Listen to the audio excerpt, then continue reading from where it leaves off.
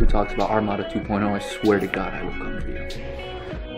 Saying that they are surprise mechanics, and people love surprises. To get a Baneblade, the plastic Baneblade, to sell in the store at ROE Games, 19 Park Lane, Havelock. Come by, see us. Aoski here, and this is By the Numbers. This week we're going to be going over character creation for Wrath and Glory. My name is Keith, or you can call me Armorboy21. That's my gaming deck. Today we're going to learn D&D. Oh, hello there. Your armor, sir? Boom! You take 7 points of damage. Alright guys, we're rocking out really hard tonight. So what we got going on is Crease. There will be swearing and or shenanigans of the adult nature.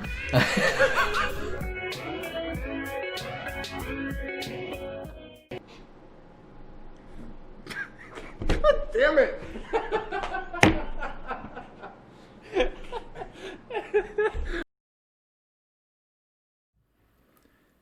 Good evening, everyone, and welcome to another edition of Gamer Interrupted. My name is AJ East Coast, and we had some plans for tonight, but those fell through. But we will promise the plans that we made for the interviews, we will have them done this weekend or sometime soon. But with me tonight, Gage got games, and coming back on a return, Mr. Games by Chris. If you remember him, the developer of Anti-Pong, they came and saved the day. My co-host for tonight, how you doing, y'all? You know, I'm doing really great today. I'm doing How about good. you, Chris? I'm doing good. Chris, it's good to see you, man. It's been, I think you were our very first interview on the podcast. It's been almost 5 months since then. What's been going on, man? Tell us what's new. Oh, wow, that passed by fast. I've been working on updates for a few of my games. Multiplayer for Anti-Pong is almost done, and I have a new project that I'll be releasing, I think, next month. Dude, that is so awesome, man. So if you guys have a chance, check out the podcast that we did, interview with the developer Anti-Pong. He's right here, Mr. Games by Chris. If you have anything tonight that you want to ask Mr. Chris tonight, or Gage, who also makes games, feel free to throw it in the chat. They're here with us tonight to talk all things game design and news. Chris just had a birthday recently. We're really excited. Happy birthday. I see that cool, like, what was that? The train set outfit that you got? Yeah. That is awesome. But yes, so Gage, you want to start us off tonight with our very first topic? Alright, so many of you know it was the PlayStation State of Play today. Basically, Nintendo Direct, they just stole it. But we're going to be talking about that in the reveals. And Crash Bandicoot 4. Yeah, so the first game that they came out with, they didn't really say, like, hey, we're starting. They just kind of went over and they just said, here's Crash Bandicoot 4. But there were some pretty interesting things I saw in there, Chris. It seems like they've updated some of the new mechanics. They said something about wall jumping or wall running. Is that right, Gage? Yeah, the wall jumping looked cool. I do like, though, in the State of Play is how it's just straight into it. Because when I watch any kind of video game preference, like Xbox especially, there's like 50 seconds between each game. It's like fucking exclusive. Yeah, How about it? This did go by really quick. This was my first time watching the State of Play, so I think I was expecting like someone to come out, but I think that's more for like their regular reveal stuff, you know. How do you feel about the remastered version, Chris, of Crash Bandicoot 4? I haven't looked much into it, but I think it's cool that they're still continuing with the series, and that they're not making it the same. They're expanding on some new ideas, and I can't wait to see where it goes. It'll be interesting. Well, Gage and Chris, did you guys see they look like they're going to add some more playable characters as well? Like you'll be I believe there's 4. Yeah, so you'll be able to play, it looks like, with what's her name, as Coco. I guess people have been wanting that for a long time. Do you know the other ones that you're able to play with? The other one is the main villain from the first 3 games, Cortex, and then the other one is Dingo Dial. Chris, which it looks like Coco and Crash are the same. And from the other trailer, I don't know if they showed it much in this one. Cortex is kind of different because I believe he has a gun. Yeah, and I then saw that. It the looked like Dingo a. Dial looked exactly or very different. They looked like a ray gun he had, something like that. Yeah. I did notice, Chris, that you could do the tail smash with the alligator dingo. Yeah. I guess people have been asking that for a while. Could you give us a little insight, like from the game developer perspective, when you have a previous game and fans come and ask you for more, what's the best way that you can implement into the game the second time around? You gotta be careful with the kind of requests that fans make, because most fans aren't game developers. So you go in filling in all of the requests. You don't really have the game that's like part of like what your series, what you want it to be. So I think you need to look at all of the requests as a whole, like what not necessarily new features, but what are problems that people don't like with the series, so you can improve on them in the next versions. And then from there you can think about like what kind of features that people might like new characters and things like that. But you got to be very careful with that kind of stuff. How do you mean you got to be careful? Could you explain a little bit on that one? Like if people were to like give input on Minecraft, and on Minecraft people want more characters, or they want like a lot more blocks, or different worlds and like stuff like that, Minecraft can go ahead and add all of that content in, but at a certain point there's like an invisible line, like what do you cross by adding in so much content that it's no longer Minecraft. Now you just have like some sort of blocky GTA type thing. You want to stay original to your series while still trying to please your fans.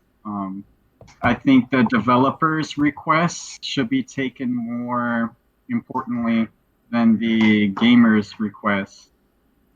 I'd have to agree with you on that, because there's a lot of behind the scenes work, and it's interesting point that you bring that up. A lot of gamers don't really understand that there is a lot of behind the scenes work. Would you agree with me, Gage, on that aspect? Yeah, of course. And going back to Minecraft, like there is a way, because Minecraft does take suggestions in a way, but it's not like, hey, I want a crocodile in Minecraft. Yeah, they like do like a yearly like thing where people vote. Like I think they do it with biomes and new monsters. Mm-hmm. They'll like put a list out, and then the people will vote what they want added first. So eventually they'll all be added, but it's what like time they'll be added.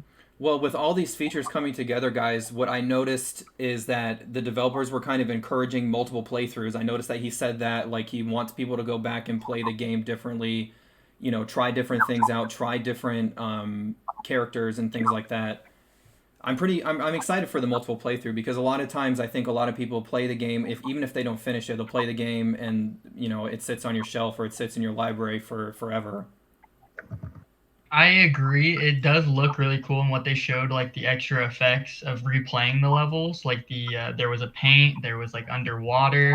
Yeah, the underwater. There was another one that like sped up the gameplay, but at the end of the day, it is just like those added things on top of the same level. So it's interesting to see like how they're going to go about making them feel very different from each other. Because if they're the same, it's the same. We'll be definitely looking forward to it, and this is an awesome reboot for the series too. And I believe we got October the 2nd, 2020 on the release of that. Chris, we wanted to pick your brain a little bit about this. I'm not sure if you know too much about this topic, but PlayStation also said that they're going to be able to bring in Vader Immortal to the PlayStation VR, and Gage brought this up while we were watching it earlier. Is this something like, how did this go from being a specific game for, I think it was the Oculus Quest or something like that, to being converted over to the PlayStation VR? Like for the process for that? Yes. Most likely from a business side. Like the Vader VR, technically it can work on any VR headset, and since it's like a Star Wars, theme, it's dependent on whoever owns the rights, so Disney. And the whoever is in charge of development, so the studio, they have to talk to Disney, and I can see this going to PlayStation as a way for Disney to make more money, as well as a game development studio in charge of Vader Immortal. So I think it's a really good idea, and I think they need to start pushing these types of games that are only on one headset to multiple platforms.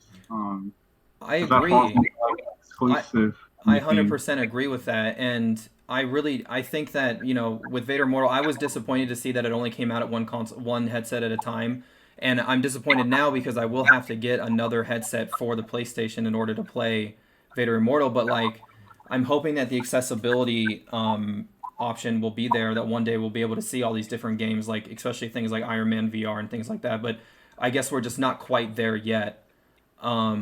Gage, going back to the Crash Bandicoot, I believe, I'm not sure how to answer this question, but Cool Goon in the chat says, did you see all the other mods that they were thinking of introducing when they added in Phantoms?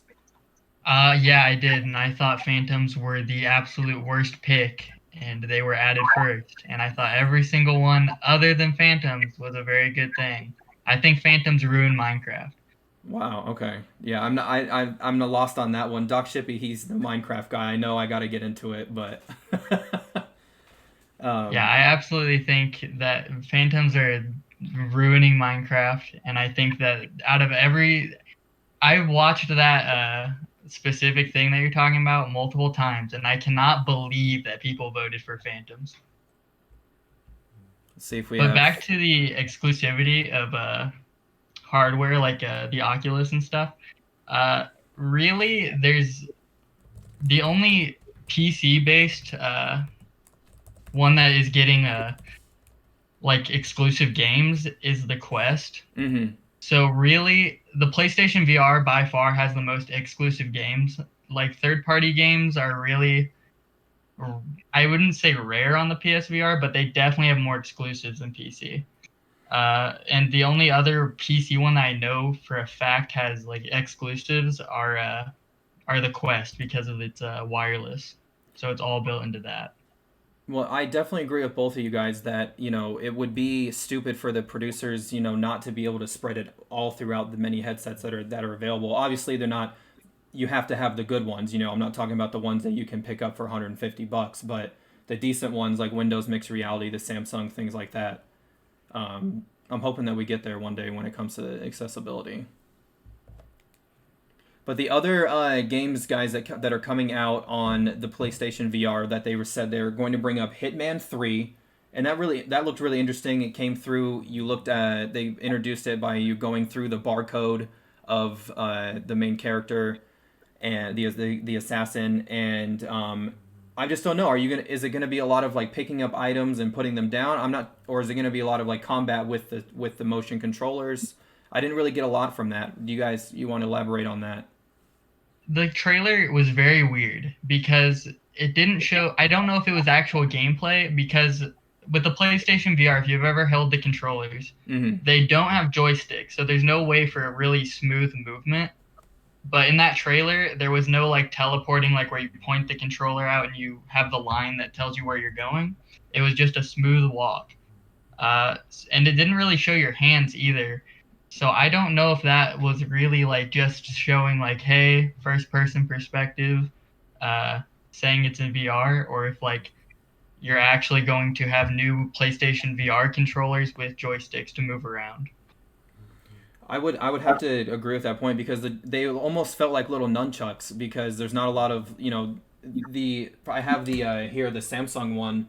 They have the controller here, and this was you know, you're able to use a lot of this in a lot of the games. So the PlayStation VR, you're right, doesn't have the joystick. So Chris, do you think what kind of gameplay options do you think they're going to go with? Since there's no joystick option, they're probably going to have to figure out a fancy way to do the controls, or they're going to design all of the scenarios that they put you in grounded into one space. So maybe not necessarily moving around. I could see that like being part of a cutscene, and then like a seamless transition into some sort of combat. where you don't necessarily need to walk around. But I feel like it's going to be more grounded with less movement. I agree with that. Yeah, I would agree with that too. I think it's a lot more player choice and like picking up decisions on what, maybe how to assassinate someone, what in the room can you turn off, turn on, things like that. Yeah. Unless because obviously they're developing something for like a PlayStation VR 2 for the PlayStation 5. Right. They would know if there's like a new controller coming out, and unless there's a new controller, that movement is impossible.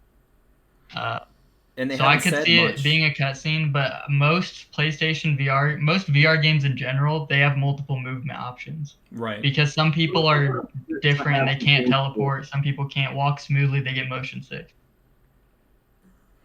Well, moving on from that, guys, we're really looking forward to Hitman 3. They did not say anything about a release date, but I assume it would come out along, companion with the regular Hitman 3 that's going to come out for the PlayStation 5 and the Xbox Series. What was it, the name of the new one? Series X. Series X. But the next game that came out, and I said this was really cool, but then I started looking at it, The Pathless.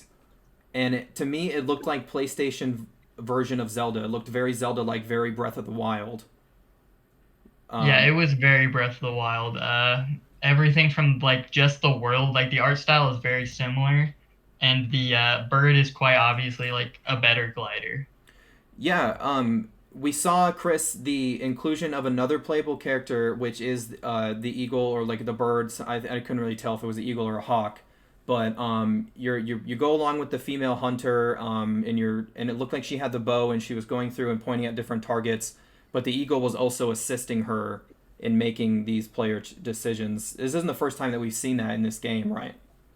In games like this, I mean. Yeah. From that perspective, Chris, how often do you think players are going to move between the main playable character and using the eagle?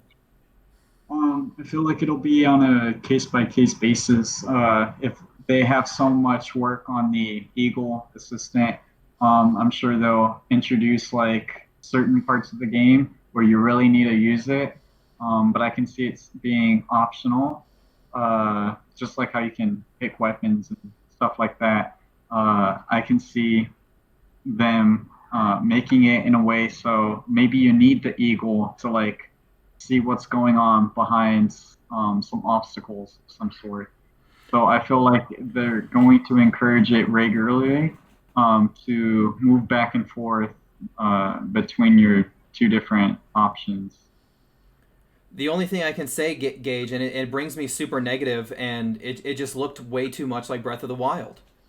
It did. Even like it only showed really one monster, I believe, which had a very cool sequence of like running and chasing it to a boss fight.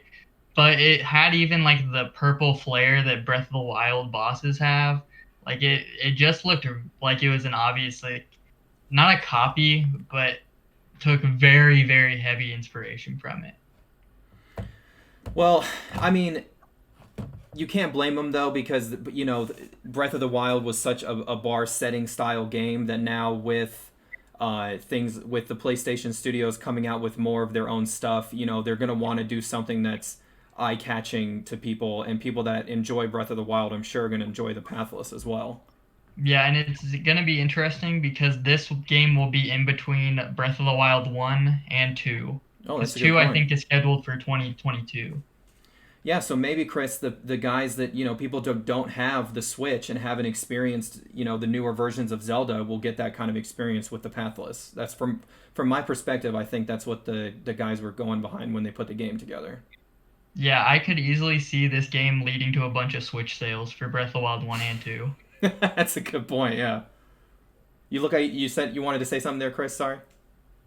Oh, no, I was just saying, I think these games will complement each other well in terms of sales, because for people that aren't familiar with Breath of the Wild, they're going to hear a lot about the similarities, and so the people that pick this up, if they like it, they're going to want to pick up Breath of the Wild and vice versa. Cool Goon in the chat says, I'm scared, it's on the Epic Games Store. Well, Epic Games they've come a long way this year, guys. Really though, I'm still hesitant with Epic Games because I use it for two things. I'll go on, I'll get the free games of the month. I never play them, and then to open Unreal Engine. Well, it's funny that open Unreal Engine, right? Well, it's funny that you bring up that point because I think on the last podcast that I did with Chris, we brought up the same thing that a lot of people just hop on there, get the free games, but the point I'm trying to make is the free games they have been stellar. They have been a lot better than I would say honestly a lot of the free game like subscriptions like and obviously this one's free so it is like very commendable. But like PlayStation, theirs are stepping up. Like the Call of Duty Modern Warfare 2 remastered that came out literally like 3 months ago. That's free for this month on PlayStation. Right, huge banger Xbox of a game. is more about giving out like older games. Like I think last month was an Xbox original game, but they can do that since they're backwards compatible. Right. Cool Goon says in the chat that Pathless will have no load times. And that's I could see it depending on the game because what is like the samurai game that came out or something? You mean Ghost of That's like Tsushima? Dark Souls? Yeah, like that. They said they had to slow down the load times manually because they Yeah. weren't loading in that much. I heard that too. And there's a what did they call it? That it's almost it's like streamed in singularity, like in a movie that's shot in one time. It's the same thing with games like this, and that's a good segue into the next game that they brought up, which is Control. Which Chris, you know, I'm a big fan of this game. Their Control is getting a DLC. I'm super stoked for this because you know I feel like it's really underrated game right now. Control. Yeah, I see it everywhere, and I've never heard of anybody playing it. It looks great from all the trailers I've seen, and I've never been like, I'm gonna pick this up. It's one of those hidden gems for sure, where it's like, what? Why is no one playing this game? Well, from my perspective, I picked it up. I love it. It's one of those things that shot in the whole thing. Pausing the game actually fucked with it. Like, it actually screwed the game up. Like, the enemies didn't load correctly. Like, I had to repause it. And I thought that was just one thing, but it just kept happening. Then I realized that it's not meant to be played like that because when you walk through certain areas, like, it lets you know that you're in a new area. Like, a giant block comes up and says, you're just started a new mission, and it just feels like you're playing one continuous game, and I really enjoyed that. And it's no surprise to me that they got the DLC, the second one is gonna come out, and I'm not mad that it's a paid DLC because this is what us on the channel have been pushing for a long time. Give us a great game with good content and bring out good DLC right after that. I hate to see entitled people who hate when DLC is paid. Because I remember specific examples, I only have one. It was in Call of Duty, it was a Call of Duty Black Ops 3, where they always do their season pass, which is the 4 DLCs. That's what you're paying for $60. Right. But then they did a bonus about 2 years after the launch, where it gave like 8 new maps, and people were very mad that it cost money and wasn't included, even though it was way after the fact that the game came out. Chris, what have you seen about Control so far? I have it on Epic, but I haven't played it yet. And I just love how they do a lot of stuff differently, like how you say with the missions, how it's just continuous. A lot of the movement, everything in that game is like interactable in some way. I used to see a gameplay of just people playing and picking up the projectors. They actually have it so the projector will project onto whatever, no matter how it's rotated. And it's like those small details that like makes the game really, really good. They do their physics really well. I just love everything that they've done with the game. There's a lot of attention to detail. Yes, and I was just about to say the attention to detail. DLC really good, because there's so much more you can do with that. Well, it just goes to show you guys like what can be done when you put effort into a good game. You take your time with it, and like Chris said, you implement cool features, great mechanics. Because it's nothing different than a regular third-person, action adventure shooter. But all these different things about it is what keeps bringing people back. And like at first, like honestly, the coolest thing for me is walking through a level, the mission loads, and right in your face it says, "Boom, you're in a brand new area. You know. But the details that I have on the DLC, it's called Control AWE. It's the second major expansion. It's going to be on August 27th on the PS4, Xbox One, and PC via the Epic Games Store. I'm definitely looking forward to this next expansion, guys. Chris, what about our next... Or not Chris, I'm sorry. Gage, our next topic. Could you bring us into our next topic? The next game that was revealed was the Pedestrian, a game that came out on Steam, I believe, at the beginning of the year or the end of last year, which is made by a small indie studio, and it is announced for PS4. Yeah, you got excited when we were watching the stream about Pedestrian. You seemed like you've had a little bit of time with Pedestrian before. I got really excited because I instantly saw the little, I don't know what to call him except for bathroom stall man. The bathroom stall guy. For those that are listening out, it's like, it literally just looks like the guy that's on the bathroom stall. But I did talk to Chris about this. I thought this was a big deal because it was such a small studio. I believe only 3 people made the original game. I don't know if they added more to port it. And you said it was made on Unity. This game is made in Unity. Right. And I think that's a big deal because the last big game I can remember that was made in Unity that was on a big platform like this was, I believe it's called Firewatch. Yes. That was the last big release, which is a wonderful game if you haven't checked that out, guys. Firewatch is incredible. Great story. So I think Unity will get a much bigger boost in people thinking it's an actual engine instead of being like, oh, the mobile game engine. The mobile game engine. I was going to say, Chris, you're very familiar with Unity and you do a lot of work there. Yeah, I think Unity has always been like that capable of an engine. More recently, it's been getting better in terms of how it handles graphics and physics, but the tool is only as good as the people that use it. And I feel like more recently, we're starting to see really high quality games come out by these studios. And I feel like that's always been possible.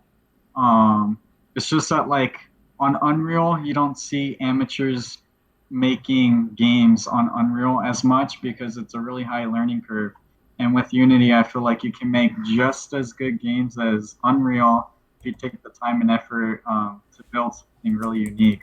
Like Call of Duty Mobile, it's a whole Call of Duty, and it's made in Unity, and it runs fine on all phones. So it's really good that bigger studios are starting to take advantage of Unity. Yes, I think another point to that is when a small studio that makes a very bad game, like for mobile that you just find and you download and it's like not finished. If it is made in Unreal, you usually don't see it because the way that they do their watermark is the complete opposite of each other. Right. So people have this big thing. Yeah. People have this bad taste about Unity, but it's because they see the splash screen every time they download a bad mobile game. That's right. Yeah. Like, for example, if you guys have been to the movies, obviously not recently, but within the last year, that game that comes on before the movie theater, that's made in Unity. And when I was like, oh, what the hell, but this is really cool because, like you said, it's a small team of guys, of developers. They're getting together. They're using Unity the correct way. And I mean, Chris is an obvious example that when you use this engine in this manner, success can happen. Yeah. For the watermarks, I have been saying that like ever since I got into Unity that they should. You should pay to get the watermark onto the thing, not to remove it, because a lot of big studios, they get rid of the watermark. How are you supposed to know that awesome game is Unity? Right. And then it's the opposite way. Unity should make the watermark free, so a lot of the really crappy games on mobile, they can remove that. I really feel like they're doing their watermark the opposite. Unreal knows how to do it. I would agree Unreal, with you. people only see like good quality games and they're like, oh, that's made in Unreal.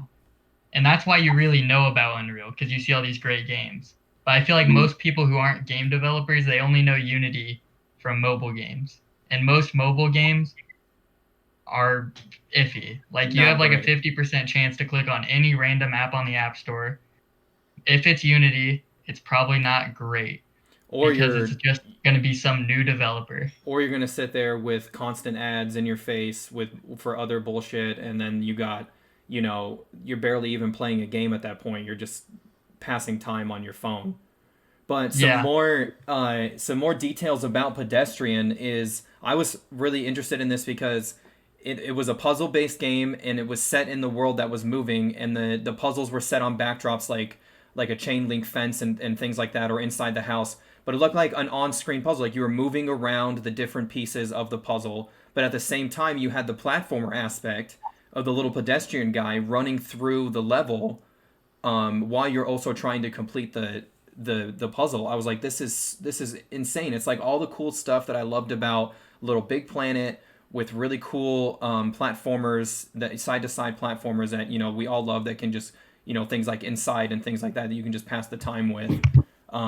But to me, this is just like another step in the right direction when it comes to these smaller base studios.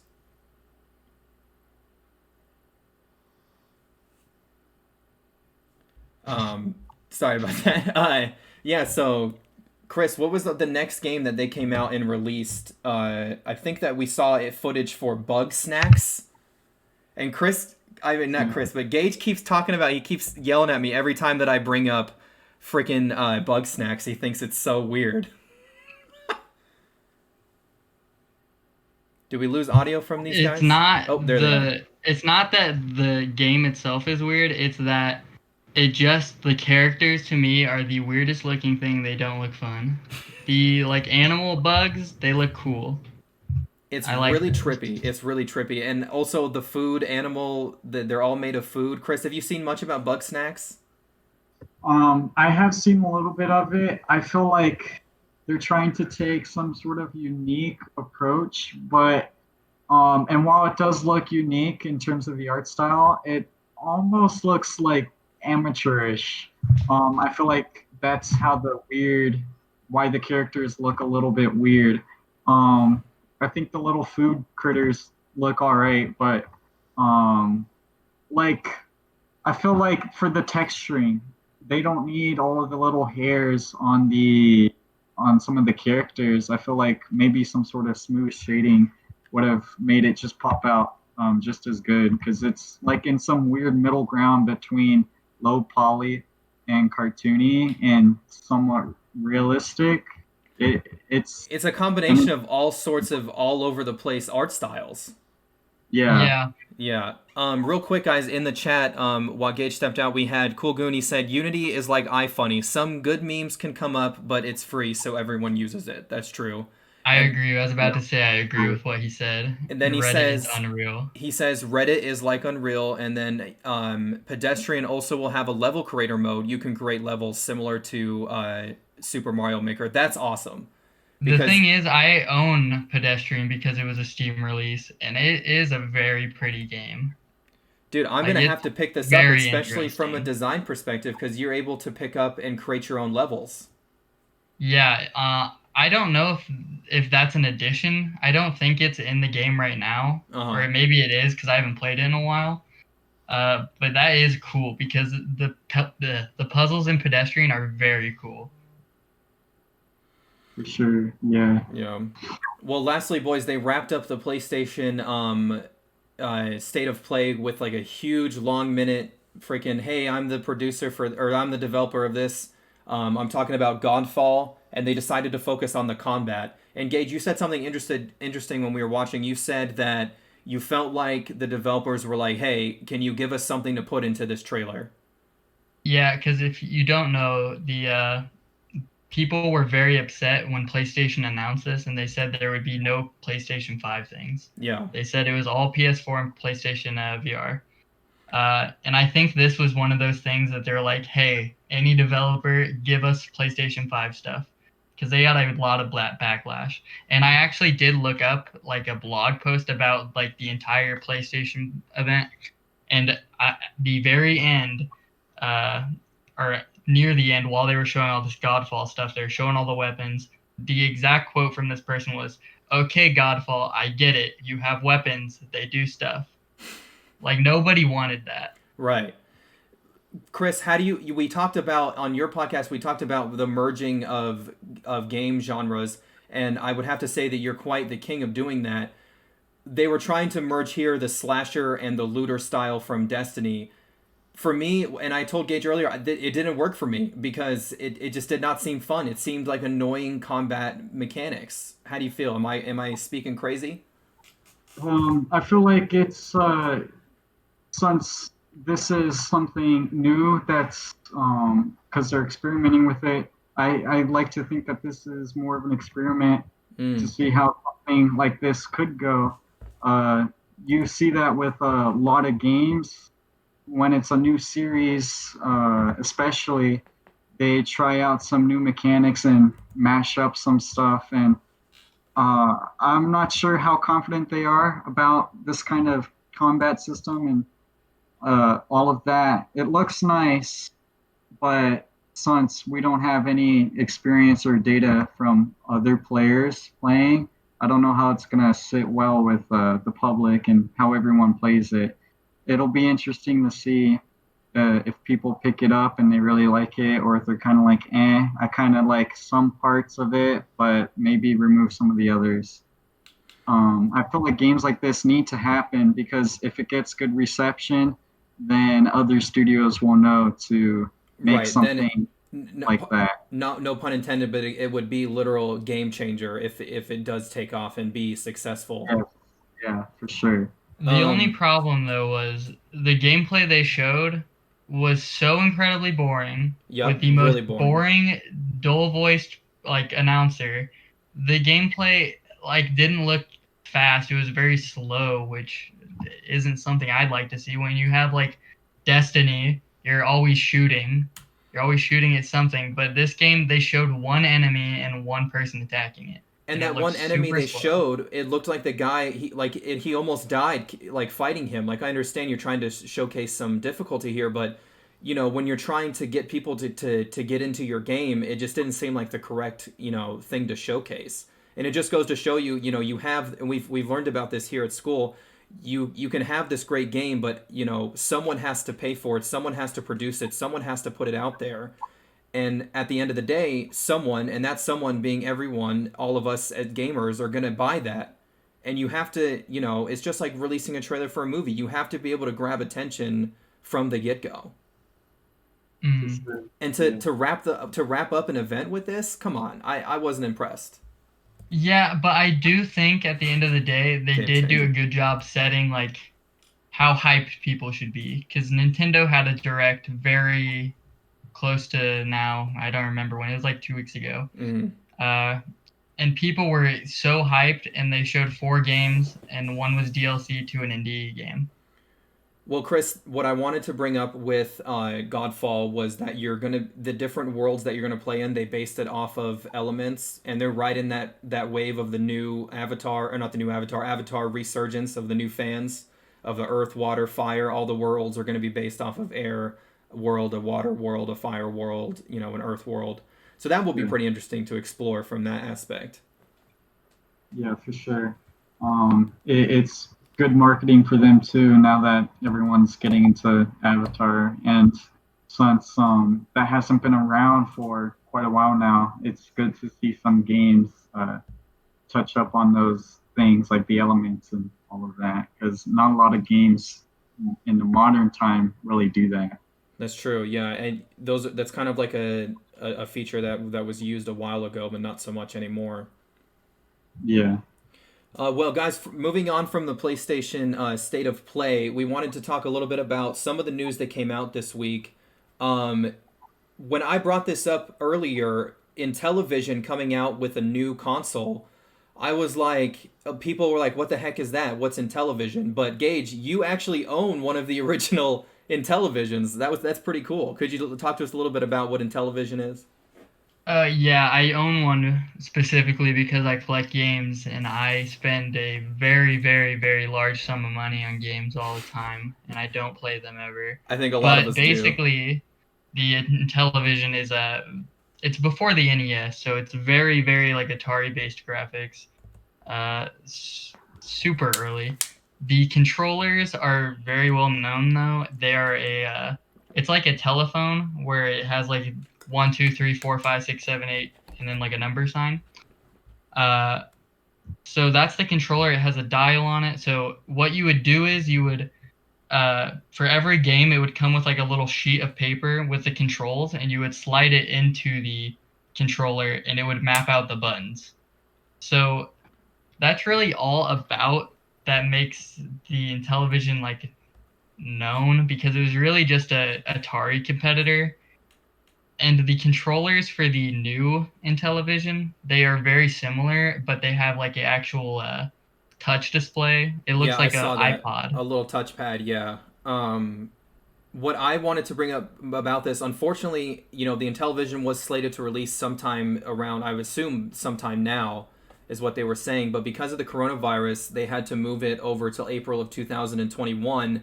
But the coolest thing about this is that the Earthworm Jim is going to be onto Intellivision, and that's pretty cool because that's like a big nostalgia factor. It'll bring people to purchase the Intellivision. How do you feel about that, Chris? I think it's interesting that they're coming back with that, and I know the timing is bad because of the virus, but it'll be interesting to see how they're going to be able to market this. Now that they're moving it to next year in April, they're going to have to be competing with whatever the new Switch is, and this will be a little bit after the sales for the new PlayStation and the new Xbox, so things will calm down a little bit, but it's still kind of a big competition. Yeah, they're going to really have to market this hard if they're going to be making sales. And I think they should be marketing already beforehand, because I didn't even know. Right. Most people don't know. Yeah, I found out about this today. Right. Most people have no idea that it was resurged at all. I think this gate separation, like if it was coming out now, we'd have a big problem. I don't think it'd catch on. Mm-hmm. I'm very doubtful that it will catch on, but at least it's separated from the Series X and the PlayStation 5 launch, because this thing is like slated to be like $200, $300. Like this isn't just like a Super Nintendo Classic, like $70. Right, it's much more than a plug and play. It really is a console. Like people are referring to this as the console that you may never own. Like yeah, and it is kind of scary with like Earthworm Jim being an apparent exclusive. Like if this thing doesn't take off, it's either the game's ported to these newer systems or it's lost forever only on this system. Well, I think it has the potential to turn into something like some people have it, or maybe a lot of tech people have it as like an extra luxury. They've already got the PC, they've got the Xbox, they got the PlayStation. It might turn into like a little bit of a secret, like, hey, have you seen this Intellivision thing? But I would agree with the point that Chris brought up, that the marketing behind it is not doing so hot. I think they're going to have to market more of the exclusives and not the console itself, because more people are going to be familiar with whatever game characters are going to be on there. Those are iconic. Yeah, Cool Goon, he said in the chat $300. That's correct, Cool Goon.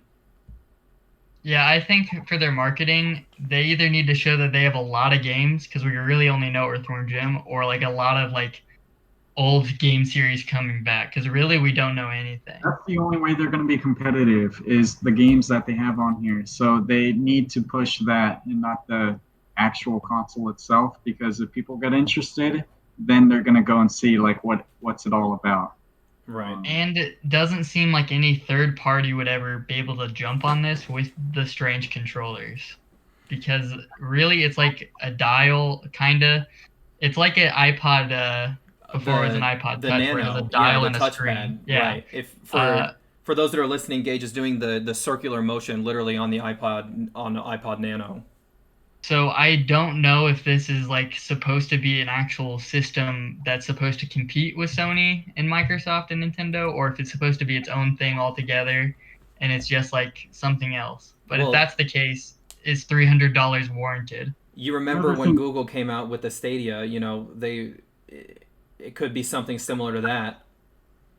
I feel like if it was, though, they would have said, like, hey, we have these third-party games coming. Like, when Google Stadia was coming out, I think their marketing was okay, but they were often, like, weekly announcing new games that were either exclusive to Stadia or a third party. Well, just like Chris said, hopefully we can move past Earthworm Jim and we can start getting some cool, big exclusive content. 'Cause that's really the only way that it's going to survive past Christmas and things like that.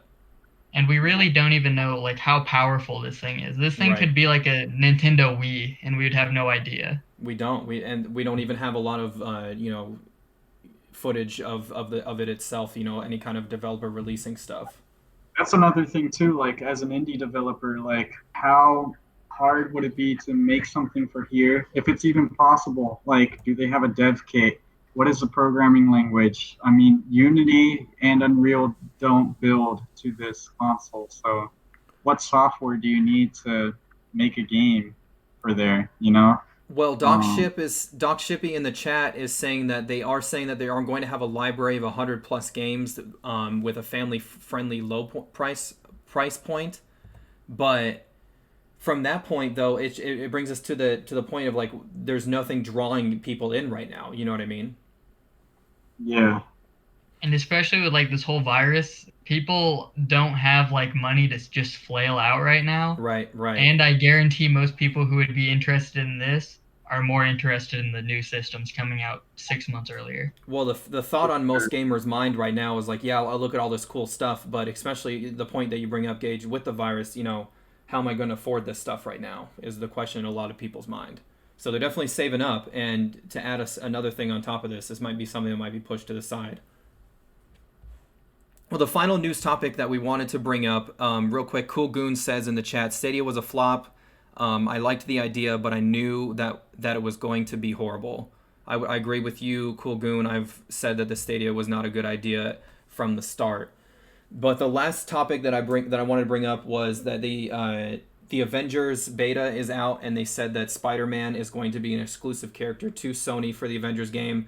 Some of you guys know my opinions on the Avengers game. I'm not really super hyped about it, and mainly because for me it might be a fuck up.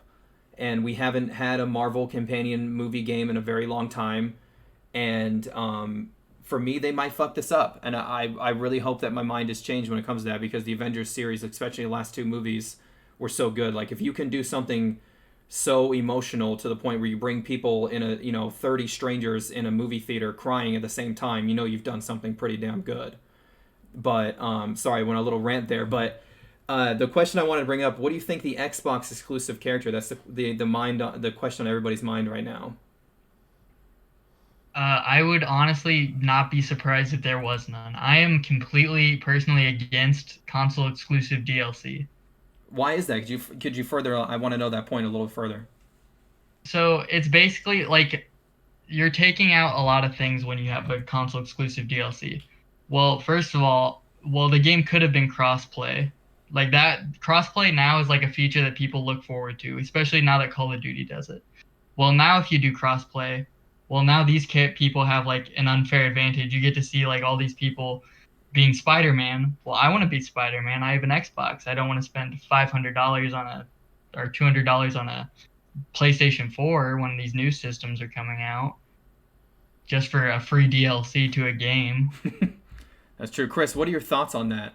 I feel like as from the developer's perspective, I feel like they're probably against having these exclusives, because I feel like it's going to be a really good game, but the fact that like Spider-Man is only on the PlayStation, I feel like a lot of the developers that worked on that game is opposed, because like Gage is saying, no one wants to spend another $500 to get a PlayStation just to play as Spider-Man. And it hurts. It helps the sales for the console, which is good for the console people that make the consoles, but it hurts the sales for the actual game. So I'm sure the game studio and whoever the publisher is a little bit iffy about having console exclusive like that just for the PlayStation. Maybe it'll be something like PlayStation will have it first, and then after some amount of time, they'll be like, okay, maybe we can let the other platforms have it. But if they really stick to it, I wouldn't be surprised if in the future other games or even a Avengers, like if they add in more content in the future, they start making like some content locked to only one platform. It's not a good practice, but it's most likely gonna keep happening. Yeah, I think it's gonna definitely. I think it will be good for PlayStation Avengers game sales. I think more people are gonna buy it because Spider-Man is like the most popular superhero for Marvel. But now, like, if I'm not interested in it personally, so I wasn't gonna get it anyway. But if I saw that Spider-Man wasn't on the Xbox, I wouldn't get it. Well, we have Spider-Man is exclusive now. Spider-Man himself is exclusive to Sony, and I think Sony likes to hold their exclusive things over other people. For example, baseball. They held that for so long, and that's this is another entity that they're holding on to. And from the gameplay design perspective, I'm looking at it that Sony and Spider-Man, they're designing a story a little bit to include Spider-Man. What about the guys on Xbox or PC? What are they putting into it? Are they missing something? Are they happy that they don't have to write something around? It's just like, are you saying they're writing like the game for Spider-Man PS4? They're writing that Spider-Man in and involving him in the correct. story. That is what they're I doing. think yes. then that's the opposite move you should do. You should include the Spider-Man DLC for all consoles, because then people are gonna say, "Oh my God, I love this Spider-Man. You're telling me there's 2 new Spider-Man games announced and 1 already out? Yep. I'm gonna go buy a PlayStation." Yep. That's exactly, I think, what they're looking for. Cool Goon brings up a point. He says, also people wanting to play with friends in multiplayer, people are limited to their platform instead of their friends list. For example, Minecraft didn't allow PS4 and Xbox One players to play together. That's sad, is what he says. That specifically, it all goes back to the difference between now Nintendo and Microsoft. Yep. And Sony. Sony does not want to give away. It's like they said no to that deal to be a part of a Minecraft Bedrock Edition where you can play crossplay, because you have to have an Xbox Live account. You don't even have to pay for the Xbox Live. You just have to make an account. And they said no for the longest time, but now you can. And I think they're kind of giving in on some of that, but they're also like this. They're giving out console DLCs. I can't think of a single specific DLC for a third-party game that's only on Xbox and isn't on PlayStation. Like, even Microsoft is doing more of like giving their exclusive games to other systems. Like, they've even went on record saying they want PlayStation and the Nintendo Switch to have what is it called, Microsoft or Xbox Game Pass. Well, if you do that, now PlayStation has Halo, now Nintendo has Halo. What does Microsoft have? Right. I feel like they're not going to push that until they can both come to an agreement. If PlayStation can give up some of their stuff while Microsoft does the same, it's not going to be like one of them gives it up and then the other one's like, hey, I'm going to keep all of this. Well, they both need to come to that agreement. I think that, the communication factors, we were getting pretty good there at the end. We had Sony and Microsoft talking to each other, Nintendo, everyone seemed to come together, especially with the coronavirus. And, we've talked about on the channel before that video game sales it's never been a better time to play games right now. But some of the same tactics that we saw in the first console war are starting to come back into light now that we're getting closer to the holiday.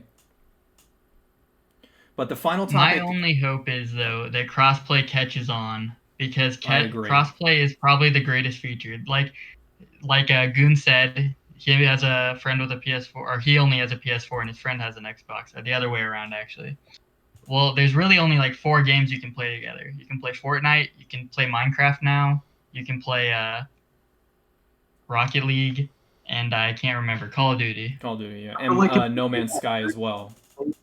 In the long run, because for the people that already have consoles like that, they're more inclined to get a PC, That's right. So I feel like maybe not directly their sales are affected, but in the long run, having exclusives and no crossplay is eventually converting these console players into PC players.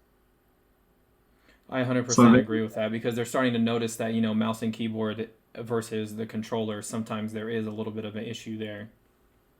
And Yeah. now with Microsoft supporting PC players so much, like Game Pass, I can play any Xbox Game Pass game on my computer, On your computer, right now. correct? That's I right. can play Halo right now on my computer. Oh man, I would sit here and talk about how cool the Game Pass is to the cows come home, and I think that's one of the best things that's come out recently. But the final topic that I wanted to bring up, and this kind of goes into our top 5 segment for tonight. Disney had plans to release Mulan. Everyone knows that for this one of their bigger blockbusters of the year. But because of, we can't go to the movies, which sucks. I hate that so much. I love going to the movies. Mulan is now coming to Disney Plus, but they turned around and said you're also going to have to pay $30 to watch the movie. I understand they have to make some money, but come on, $30 fucking dollars to watch Mulan when you're already a Disney Plus subscriber. Plus, Disney Plus has things like Hulu and ESPN. Sometimes you have that entire subscription. That's a lot of freaking money to be shelling out right now. I think after coronavirus is over, I think 2 things definitely will stick after with this world. I think restaurants are gonna keep doing takeout because it's been so successful for them, and I think that more companies are gonna start releasing their movies via streaming platforms and just online day one. I think it's just a smart move because more people are just gonna be like, "Oh, what are we gonna do today? Do you want to go to the movies?" No, I'd rather just watch the movie at home. Just watch the movie at home, right? I would think this is more of a test to see, but I would like to see maybe like a Disney Plus, I don't know how much Disney Plus is, but maybe a more expensive version of Disney Plus that you can see these movies like day one. I would agree with that. Almost like adding a Movie Pass subscription on top of your Disney Plus instead of having to fork out the movie ticket on top of the Disney Plus. I believe Disney Plus sits around the competitive price around $9.99.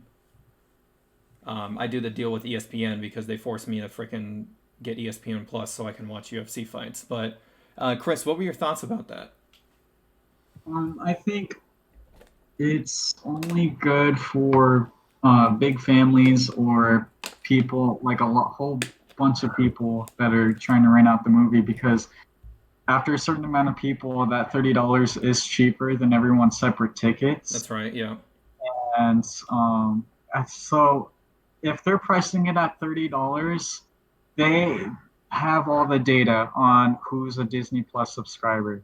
So $30, while us as individuals are freaking out about that, that's Families probably are not. the best price, because Disney Plus is most likely, most of their customers are big families with 5 or more people. Right. On one Disney Plus account. And since they have all that data, like when you have a subscription, they can see how many accounts you have. So I think they're pricing it appropriately for most people. That's a good point to bring up, right? And it is affordable for families because, going to the movies can be an expensive outing. You're looking at a normal American family, you got, 2 people, the parents plus up to 3 kids, sometimes 4. You're looking at $60, $70 it could be a movie outing. Yeah, so I think it's the appropriate price for most accounts on Disney Plus, but for people that are just 1 or 2 people, that can be a lot of money. Well, that brings there's us really no way around it to say like, hey, I'm only watching it with this many people. You can't do that. Yeah, and they're gonna want to make their money, so I think the $30 is appropriate. Well, that brings us to our top 5 segment. I know, Chris, you are familiar with our top 5, where we choose our top 5 things and we just do them real quick and rattle them off, Gage. Our top 5 segment is movies or TV shows that you would like to see as a video game. We've done it before where, the video games that would be movies. So this time around, movies that would be games. Chris, why don't you start us off with your number 5? With my number 5, I would want to go with Transformers as a game. Okay. I feel like if they were to make some sort of open world game like Forza and have some sort of like combat, maybe like an RPG game, but you're a Transformer and you can pick your car and you can upgrade it. And so you have like your whole car aspect and then your whole Transformer aspect. I feel like that would be really interesting if you want to, like, have you all played Need for Speed Rivals? Yes. You can either choose to be a cop or a racer, I feel like it would be really cool to have a Transformer or Decepticon and have like that kind of rivalry going on. Gage, what about you? What is your number 5 for that, and for your what movie would you like to see as a game? I think that like cartoons nowadays don't like, or more licensed properties don't get games as often as they do. Like if you look at the PlayStation era, there was like 700 like SpongeBob games. So I'm gonna say SpongeBob, and I know they just got a new release, but I want like a new SpongeBob game. Okay, yeah, I can see that. For me, my number 5 was going to be Jumper, and I don't know if you guys are familiar with that, the movie with Hayden Christensen. Right after the last Star Wars number 3, he went and did this movie where he's like a teleporter. I think that'd be pretty cool. Like if you had some heist missions and you're able to teleport in and out of the banks and stuff, and you had to run away from those hunting guys. I think that'd be pretty cool. Number 4, Chris, what would be your number 4 movie? My number 4, I'd want to go with Avatar with the blue people. Yes. Well, they did have that game that came out, but it just not. I don't know. I don't like if they could do it better. Right. Maybe some open world or something. I feel like the story for Avatar could be really good. I know they are working on an Avatar 2 currently. So I feel like having a video game for that would be interesting because I know the director is working on Avatar 2 through 5, I believe. Yes, sir. I believe they are setting up an entire series. Gage, what about you? What is your number 4? I'm gonna go with a horror for the next few because Chris knows I love horror, but he knows I can't handle it. He watched me play Five Nights at Freddy's VR, and I was terrified. But I'm gonna go with The Conjuring. I think that universe could bring some really cool games. Yeah, that has the potential to scare the shit out of a lot of people. For me, number 4, I'm going to keep it similar with the action adventure style, the Den of Thieves movie with Gerard Butler. I think that's really cool. The aspect that I had for this was, could you do it similar to the Payday, where you have to do interaction and do the bank heist together, but implement obviously a much more difficult gameplay. Chris, how about you? Can you give us your number 3? For number 3, I'd want to go with the movie Interstellar. Yes. I feel like that's one of my all-time favorite movies, and just how they handle like the whole time travel and things like that. It would be really cool to have some sort of space game focused on, I don't know, in that kind of universe. It would be really cool to see. It would be really incredibly interesting. Plus, you can have Matthew McConaughey in there and just, all right. Yeah. For you, Gage, give us your number 3, sir. I'm going to say Insidious because I think it messes with your mind a lot. Yes. There is a game I did see called A Medium that kind of, in a way, reminded me of it. But yeah, something similar to that. It was just like a game where you were looking at the same character, but like one in a normal world and one in like a messed up world. And it was very cool, and I think it fit with Insidious. That would fit a lot. Yeah, I forget what they called the world that he travels to, the paranormal world. Yeah, I don't remember. But for me, I thought it'd be cool to see Hancock, the movie with Will Smith, and as you are Hancock, and I can just imagine a Grand Theft Auto as a superhero going through, drunk, flying into buildings on accident, things like that. I think that'd be pretty cool. Chris, take us for number 2, please. Okay, in my number 2 spot, I have the TV show The Office.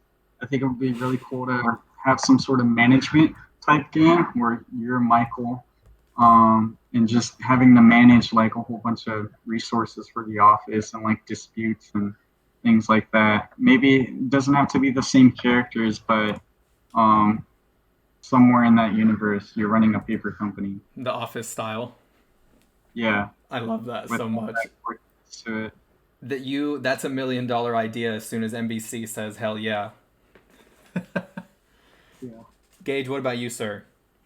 My next one is The Invisible Man, which was a movie that came out like last year. Okay. I don't think I'd like it if it was actually like that universe, but I think there's a lot of gameplay potential with an invisible enemy where you have to pick up on certain things to know where they are. Like if they bumped into a table and you saw like a glass move off of it or something, you're like, oh, he's there. That would be pretty interesting. Yeah.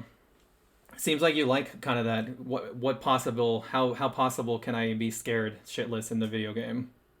Yeah, I'm very interested in horror and just different ways. Like my favorite is just like if people don't know Resident Evil 7, they won't really get it, but it's just one character and it's just chasing after you. There are very certain segments in Resident Evil 7 I think are just the most terrifying. For me, my number 2 would have to be Onward, the recent Disney movie that came out. Not necessarily are you playing like the story of Onward, but something set in that universe of the whole, modern version, but you got D&D, you got trolls running around. I think that would be so cool to play in that universe. Especially like, can you imagine doing like RPG style? You create your own animal that you want to play with and all that.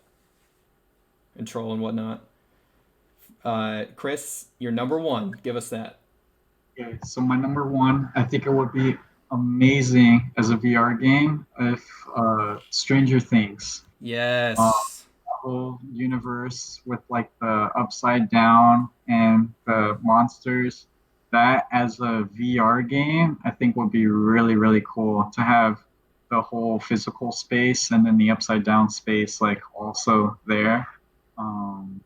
I want to see someone make that in VR. I think that would be really interesting. It stinks because there are Stranger Things games, but they're more like retro style. Right. I don't know if I feel like they're RPGs, but I don't even think they have like those elements. Like a pixelated one. Yeah, they have all the pixel stuff, and they have some mobile stuff. They have the top-down shooter stuff, but they don't have anything like really immersive. And I think that would be pretty incredible, Chris. For sure. Gage, your number 1 for me, sir. This is easy for me. If there was a game that was literally just Avengers Endgame, that would be crazy. Yes, I 100%. That would literally be the most insane thing. You're just going to all these places in like the Avengers lore, and then you have this big climactic battle. It's not a boss fight. It's just a big battle. And I don't think a lot of games do battles. They just do like, oh, this is a group of people versus you. Just not a huge... Yeah, they don't do the big battles anymore. You're 100% right. And a lot of times movie companion games don't do well, so someone should make a really good movie companion game for that. I agree. My number 1, excuse me, I might date myself a little bit here, but Sky Captain... Sorry, I got the hiccup. Sky Captain in the World of Tomorrow. This was like a really cool punk version, World War II style, that came out probably when I was a kid. I was really young when I saw it. But basically, it's kind of mixing that whole thing like of World War II with future tech. It's pretty interesting. A really cool game. A really cool movie. Well, guys, that is it for all of our topics and our segment. And I am going to start looking for someone that we can raid tonight. Gage and Chris. Chris, we've had you by, and obviously you can go listen to the podcast and hear the first interview with Anti-Pong. Gage, Chris, I'm going to cut to you guys. Give us a little bit of an ending, a shout-outs to anybody that you like. The floor is yours. Chris, you can go first. All right. Thank y'all for watching. I hope to see y'all again some other time. Hopefully we can talk more about mobile games or Unity or whatever. But thank y'all. And I really enjoy being on this podcast, Twitch. So thank you, Austin. No problem. Gage, for you, sir. All right, I'm just going to say this was a very last-second thing that I was even here. Same with Chris today, but he had been on it before. I'm going to thank you for the opportunity because I really enjoyed myself today. And I'm going to shout out my favorite mobile game, Block Dodger, on the Apple iOS store. Give it a download. Hell yes, Block Dodger. Let's cut over to our shout-outs page. Guys, thank you so much for coming out. This episode and others will be available on Apple Podcasts and Spotify. Shout out to Just Joby Gaming over on YouTube, Hybrid ATX Summer Camp, who we've interviewed as well, and ROE Gaming in Havelock, where Enter the Gamer got their start. Our VIP fan for the month of July was King Scuba Steve, and we are in August now, and our VIP fan is the Miranda Lorian, and we'll be looking out for his interviews coming up soon. our newest fans, Tom Cunnington, John Wanson, Austin Champ, Coach 1376, and thank you so much tonight for Cool Goon for the follow. Also, check out, we're looking forward, shout out to Floppy and the Sleepy Planet over and the developers over there as well. We are going to raid, I believe, Terry O. I checked a little while ago to see if he was still streaming. Let me double check. Yes, he is. He is playing Overcooked 2. Thank you guys so much for coming out tonight. It's been a great time, Gage.